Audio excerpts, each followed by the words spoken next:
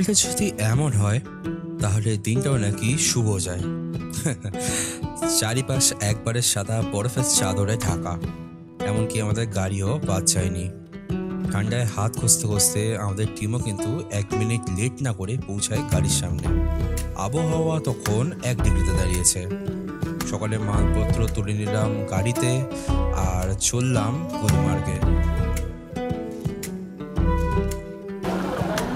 এখন বেড়ে সকাল 6টা আর আমরা এখন বেরোচ্ছি গুলমার্গের দিকে। গুলমার্গে প্রচুর বরফ রয়েছে আর এখন খুবই ঠান্ডা লাগছে, আমার হাত জমে যাচ্ছে, হাতের মধ্যে গ্লাস পরতে হবে। কারণ হচ্ছে এখন এখানে টেম্পারেচার হচ্ছে 1 ডিগ্রি, খুবই ঠান্ডা। গাড়ির মধ্যে সারা রাত গাড়ি বাইরে ছিল বলে ওখানে বরফ জমে গেছে, উপরে পুরো বরফের একটা লেয়ার পড়ে গেছে আর লিটারালি খুব ঠান্ডা লাগছে। আর এখন আমি মালপত্র তুলে দিয়েছি, গাড়ির মধ্যে উঠবো আর এখন রওনা দেবো গুলমার্গের দিকে। গুলমার্গে গিয়ে আমরা ওখানে গন্ডোলা বুক করেছি। গন্ডোলা হচ্ছে রোপওয়ে, ওটা হচ্ছে ওয়ার্ল্ডের one of the highest gondola. ওটা আমরা ফার্স্ট ফেজে বুক করেছি, কারণ সেকেন্ড ফেজে বুক করিনি, মাঝে মাঝে ওটা বন্ধ হয়ে যায়। সো তাই জন্য রিস্ক নিইনি, কারণ আর বন্ধ হয়ে গেলে টিকিটের টাকাটা রিফান্ডও হয় না। সো তাই জন্য আমি সেকেন্ড ফেজেরটা বুক করিনি। সো চলো এবার যাওয়া যাক। আর কালকে বৃষ্টি হওয়ার কারণে স্নোফলটারও বেশি হয়েছে আর চারিদিকে পাহাড়গুলো আরও বেশি সাদা হয়ে গেছে, পাহাড়গুলো আরও বরফের চাদরে ঢেকে গেছে কালকে বৃষ্টি হওয়ার কারণে। আর লিটারালি খুব ঠান্ডা। আর চলো এবার গাড়ির মতো ওঠা যাক আর বেরোনো যাক গুলমার্গের দিকে। কাশ্মীর মানে শুধু গুলমার্গ বা সোনমার্গে যাওয়া শুধু নয়, কাশ্মীরের প্রকৃত উল্লাস রয়েছে তারই সুন্দর জার্নিতে। বড় বড় পাহাড় আর তার মাঝে হলুদ সর্ষের ক্ষেত, কম্বিনেশনটা যেন ভগবান নিজের হাতে গড়েছে।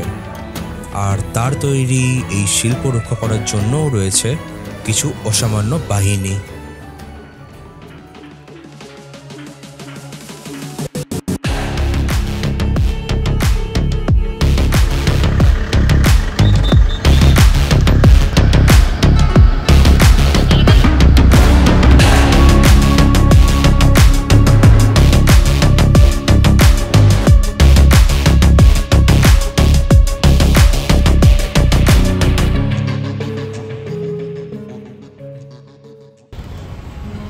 ডেভেলপমেন্টের কাজ খুবই জোর কদমে চলছিল, আর এই ডেভেলপমেন্টের কাজের জন্যই আমাদের গাড়িও ধাক্কা খেতে খেতে পৌঁছলো গুলমার্গ গেটওয়েতে। একটুখানি প্রবেশ করতেই সামনে দেখি সুন্দর একটি বাজার রয়েছে, অনেক মানুষ হাঁটাচলা করছিল।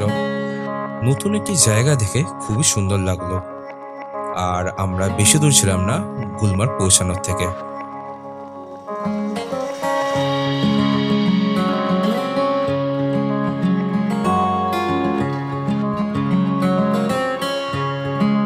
আমাদের গাড়ি এখন এসে দাঁড়িয়েছে হচ্ছে গুলমার্গের কাছাকাছি।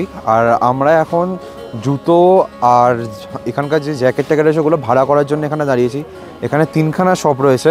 সো আমরা 1 নম্বর শপে গিয়ে আমরা জুতো ভাড়া করলাম। জুতোর জন্য 250 টাকা করে বলছিল, কিন্তু বার্গেন করে আমরা 150 টাকা করে নামিয়েছি। 150 টাকা করে রেন্ট নিয়েছে। আমাদের টিম রেডি, সবার পায়ের মধ্যে জুতো চলে এসেছে আর আমরা এখন গাড়ি ছাড়বো, রওনা দেবো গুলমার্গের দিকে। আমাদের ট্রাভেল এজেন্ট চিল্লামিল্লি করছে, রাগারাগি করছে। বলে না ঝড়ের আগে নিস্তব্ধতা, ঠিক তেমনই বরফে মোড়া চাদর দেখার আগে সবুজ প্রকৃতি বেশি দেখছিলাম। বড় বড় গাছ আর খোলা নীল আকাশ, উফ, এই জন্য এক স্বর্গীয় আভাস। সত্যি ছবি দেখার জন্য ফোন দেখতে হচ্ছিল না, চোখের সামনেই সবটা ছিল। কিন্তু এক ডাক আসছিল, যেন গুলমার্গ বলছিল বেশি দূরে নেই তোরা, তাড়াতাড়ি আয়। আর এই পথটাই যেন গুলমার্গের রাজপথ মনে হচ্ছিল। আর কিছুক্ষণের মধ্যেই পা রাখি গুলমার্গের জমিতে। অবিশ্বাস্য দৃশ্য, হাজার হাজার মানুষ। দরকার পড়লে আকাশপথ ব্যবহার করে ঘুরতে পারেন, কিন্তু খরচা অনেকটাই বেশি।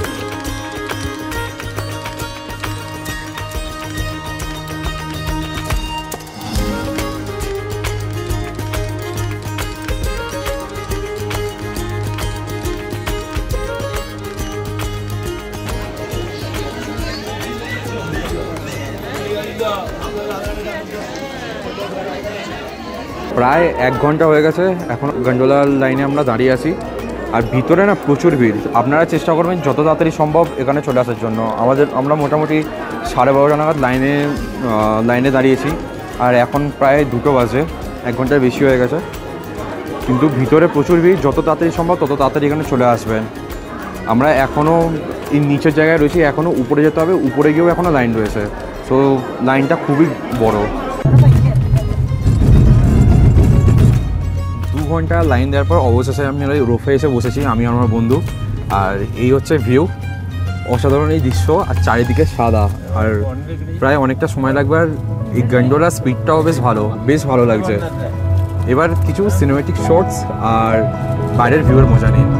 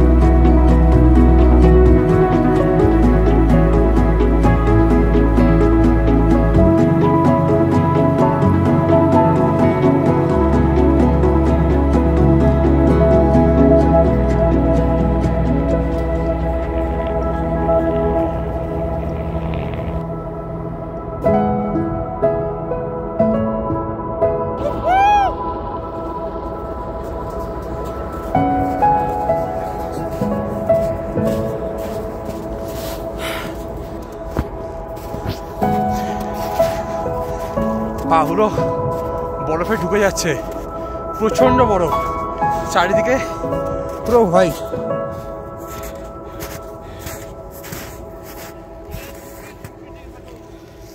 প্রচণ্ড বরফ, প্রচণ্ড চারিদিকে, একটু আলাদাই লাগছে লিটারালি। ভাই কি করছিস? কি বানাচ্ছিস? ঢুকে যাচ্ছে, কি বানাচ্ছি?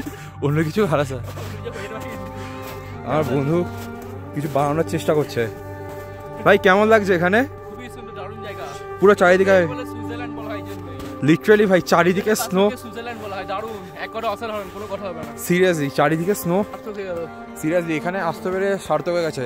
আমি চোখে সানগ্লাস লাগিয়ে নিয়েছি, কারণ বরফে আমার চোখ ঝলসে যাচ্ছে লিটারালি। আর চারিদিকে এত সুন্দর বরফ, আমি জীবনে এরকম বরফ দেখিনি। আমি এর আগে এত জায়গায় গেছি, but this is the first time I am seeing this much snow. There are lot of snow. কাশ এই বরফের সাথে ভালো কিছু থাকতো, তাহলে আরও বেশি এনজয় করতে পারতাম।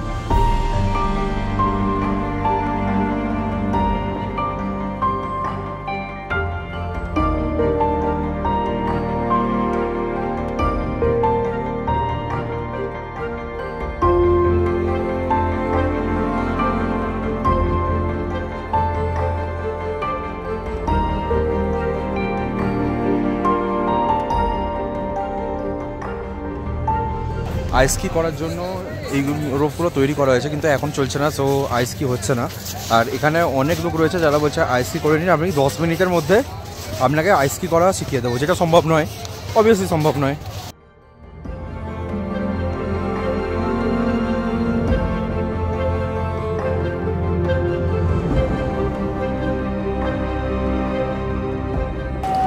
কিছু জিনিস দেখলে সত্যি খুব ভালো লাগে।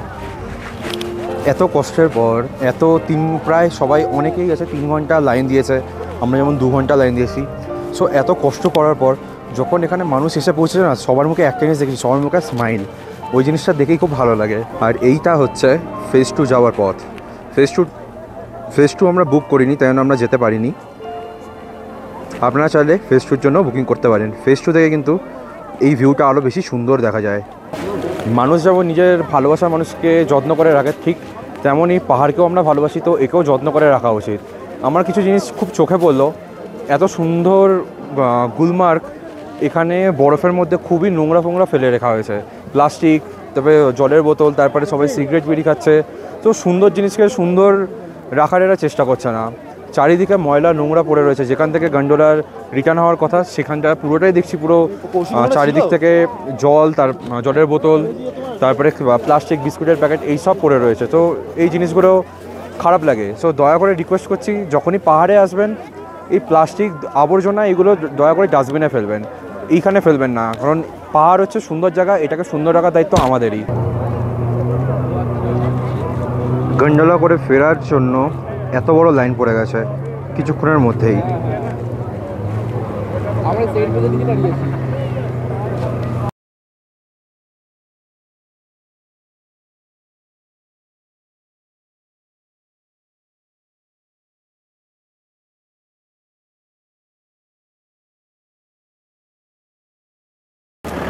তো গুলমার্গ থেকে এখন বেরিয়ে যাচ্ছি। গুলমার্গটা সত্যি খুব সুন্দর লেগেছে, কিন্তু একটাই আফসোস রয়ে গেল আমার, যে আমি ফেজ 2-তে যেতে পারলাম না। ফেজ 2টা আই গেস বুক করে দেওয়া ভালো ছিল। তো আমি নেক্সট টাইম আবার আসবো কাশ্মীর। আমার খুবই ভালো লেগেছে। এখনও কালকে সোনমার্গ যাওয়া বাকি আছে। তো একটা জিনিস আমার খুব খারাপ লাগলো, এখানে না লিটারালি মানে ট্যুরিস্টদের না লোটা হয়। আমরা যেমন যে গাড়ি করে এখানে এসেছি, এখানে 1 কিলোমিটারও পথ নয়, সো আমাদের থেকে গাড়ি 1000 টাকা নিয়েছে। সো কোনো মানে হয় না। এবার এখন যখন যাচ্ছি আমরা, তখন গাড়ির রেট বলছে, আমরা 8 জন আছি, 8 জনের গাড়ির রেট বলছে যে 300 টাকা করে। সো মানে লিটারালি মানে আমাদের লোটা হয়েছে। তো আমরা যেহেতু জানতাম না রেট কত, সো তাই জন্য ওরা 1000 টাকা নিয়েছে, বলছিল যে 1000 টাকা যেতে 1000 টাকা আসতে। সো আগে 1000 টাকা নিয়ে নিয়েছে। সো এখন আমি যখন জানতে পারছি যে মাত্র 300 টাকায় এখান থেকে এখানে নিয়ে যাওয়া যায়, এখান থেকে গাড়ি আমাদের বেশি টাকা নিল, 300 টাকা এখান থেকে ওইখানে চলে যায় 1 কিলোমিটার। এখান থেকে চাইলে আপনারা হেঁটেই আসতে পারেন, কোনো অসুবিধা নেই। আমরা এখন আপাতত হেঁটেই যাচ্ছি, আমাদের গাড়ি স্ট্যান্ড অবধি, কারণ এখান থেকে খুবই কম রাস্তা, 10 থেকে 15 মিনিট ম্যাক্সিমাম লাগে, খুব বেশি হলে 20 মিনিট সময় লাগবে, তার থেকে বেশি সময় লাগবে না। সো এখান থেকে হেঁটেই চলে যাওয়া ভালো। আর যদি কেউ বয়স্ক মানুষ বা অন্য কেউ থাকে, তাহলে এখান থেকে গাড়ি 300 বা 400 টাকা নেবে, তার থেকে বেশি নেবে না। ওই 300-400 টাকা দিয়ে এখান থেকে গাড়ি করে চলে যেতে পারেন। তবে এখানে আমি আসার আগে শুনেছিলাম যে ঘোড়াওয়ালারা খুব ডিস্টার্ব করে পনি নিয়ে। সো আমি এখানে আজকে একটাও ঘোড়া দেখতে পাইনি। সো জানি না কেন আজকে ঘোড়াওয়ালাগুলো নেই, মেবি বরফের জন্য নেই। এখানে একটা জিনিস আমার মনে হয় যে, আমার অ্যানালাইসিস করে মনে হলো যে যখন খুব রাশ থাকে, যেন সকালবেলা যখন আমরা আসলাম তখন খুব রাশ ছিল, তখন ওপেনিং টাইম ছিল, তাই না? তখন গাড়িরা যা পাচ্ছিলো দাম বলছে, প্লাস এখানে কাশ্মীরি যে কুলচা পাওয়া যায়, ওই কুলচাগুলোও এরা বিক্রি করলো 10 টাকা করে বিক্রি করছিল। সো এখন যখন কোনো রাশ নেই, সবাই বাড়ি যাচ্ছে, কোনো তাড়া নেই, এখন সব গাড়ির রেটও কমে গেছে। এবার যে কুলচাগুলো বিক্রি করছে ওগুলো 5 টাকা করেও দাম করে দিয়েছে। সো মানে যখন রাশ আওয়ার চলে তখন লিটারালি এরা ওটার ফায়দা লোটে, যা পারে তাই দাম বলে, যা পারে তাই করে। এখন যখন রাশ আওয়ার নেই, তখন ওরা আরামসে কম টাকায় বিক্রি সব কিছু দিয়ে দিচ্ছে।